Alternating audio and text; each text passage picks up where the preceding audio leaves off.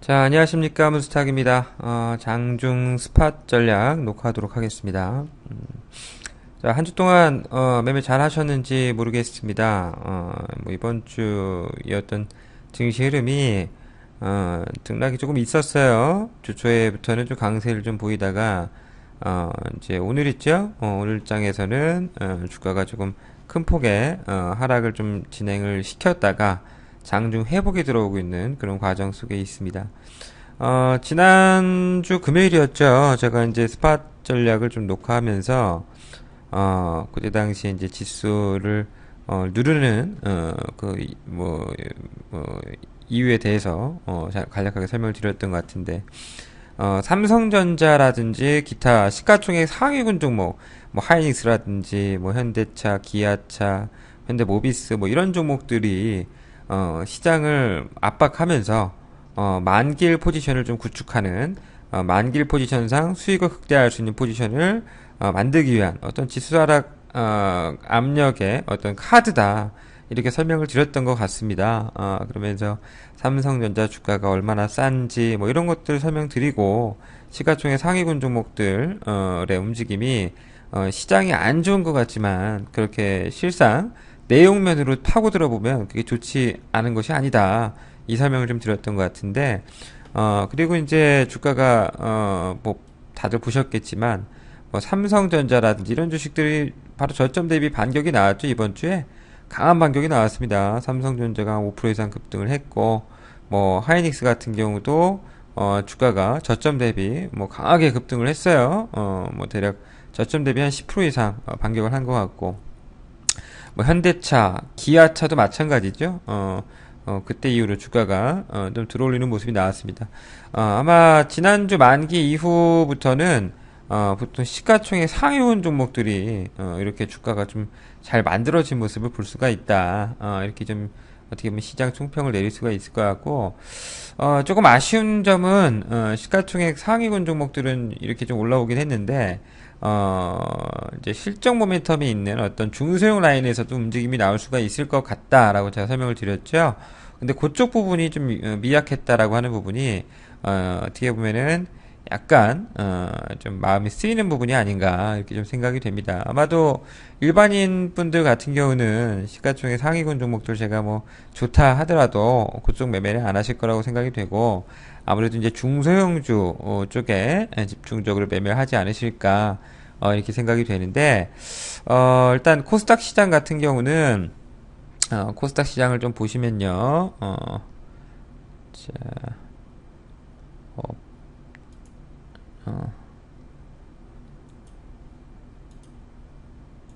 자, 코스닥 시장 같은 경우는 대략적으로 지금 제가 좀 조정을 코스닥 시장이 조정을 받을 수 있는 라인 잡아드렸던 라인이 한 이런 라인이었죠. 이런 자리들, 이런 박스권에 있는 이런 자리들의 일단 지지력을 확보할 수 있는 위치다 정도는 뭐 누구나 좀 예상이 가능한 영역이라고 생각이 됩니다. 근데 그 위치에서 일단은 오늘 저점을 잡고 반격은 나오고 있어요. 다만 이게 이제 바로 넘어갈지 아니면 여기서 조금 더 쉬었다 움직일지 이 부분을 좀 더 체크를 해봐야 되는 부분이라고 생각이 됩니다.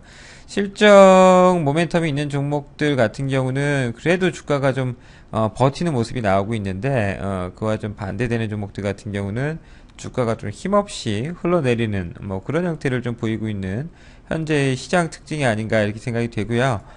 기술적으로 본다 하더라도 대략 몇 포인트인가 이게 540포인트대에서 540포인트 초반대에서 대략적으로 550포인트 후반대권 이런 영역이 향후에 코스닥 지수의 어떤 움직임이 나타날 수 있는 박스권 영역이 아닌가 이렇게 좀 생각이 됩니다. 대략 한 이런 위치에서 주가가 저점과 고점을 잡아내면서 움직임이 나올 거라고 생각이 되고요. 당장 급등할 수 있는 어떤 모멘텀은 실적 모멘텀 외에는 없는데 대략 실적 발표가 또 이제 5월 말 정도에 나오는 종목들이 또 많이 있거든요.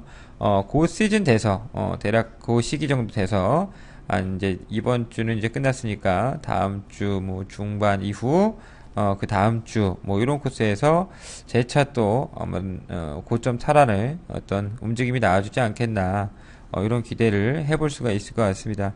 근데 그 전까지는 아무래도 주가가 기술적으로도 좀뭐 아주 좋다고 볼 수 없는 그런 모습이고 해외 증시 역시도 일단 차트가 어제 뭐 다우존스 같은 경우 깨졌어요. 살짝 급락이 나왔고 나스닥 지수도 급락이 나왔고 기타 나머지 증시에서도 뭐 좋지 못한 모습들이 나왔죠.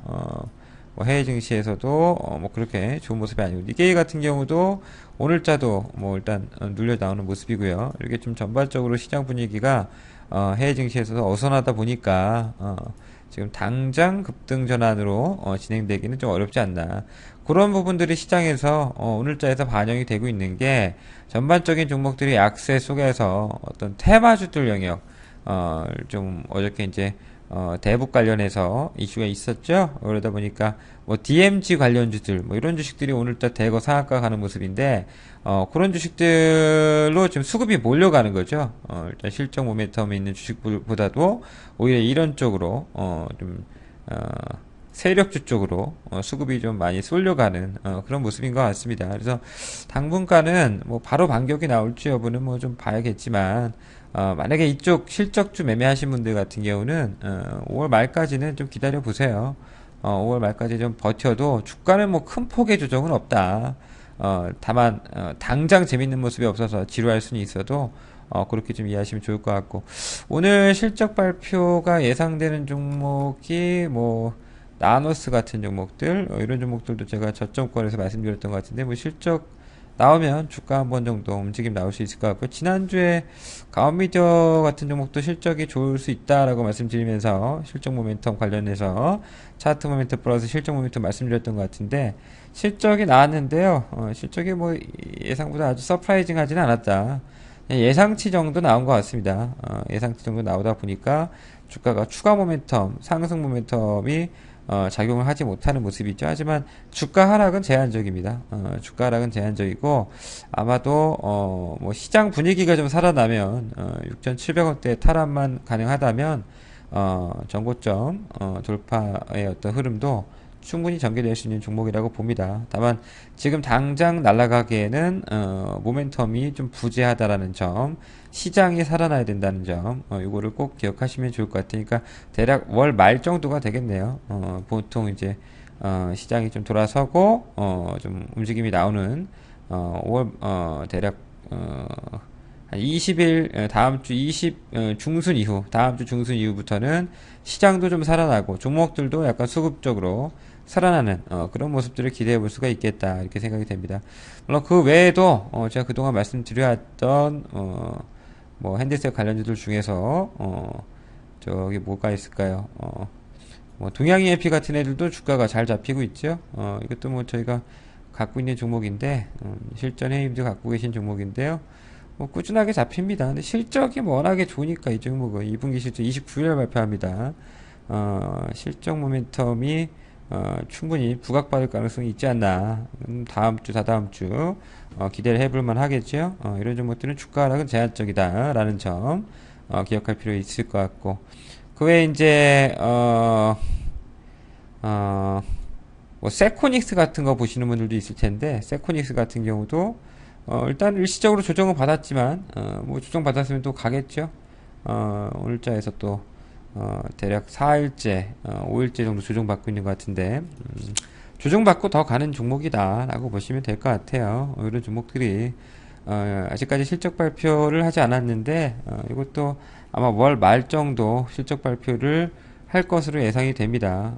그때 시점에서 주가 재상승의 어떤 국면에 좀 접근할 걸로 생각이 되고 우리가 이제 또 관심 있게 보고 있는 실전에서 관심 있게 보고 있는 종목 중에서 오늘자에서 좀 주가가 눈에 띄는 종목이 뭐냐면 저희는 이제 GTX 관련주들을 봅니다. 갖고 있어요. 한 번씩 다 해먹었는데 해먹고 또 재매수하고 세 번째 매매를 하고 있는데요. 다행히 오늘자에서 주가가 좀 많이 올라오는 모습이 보이죠.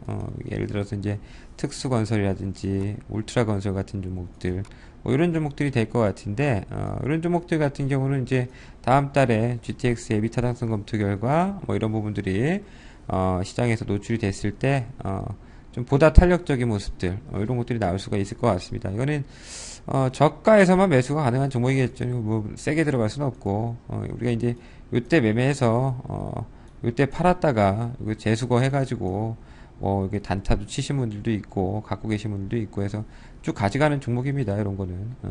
근데 이제 뭐 간략하게 소개 한번 드렸고요. 다음 달에 이슈가 될 수 있으니까 관심 갖고 보실 분들은 보셔도 좋다. 그렇게 좀 보시면 될 것 같아요.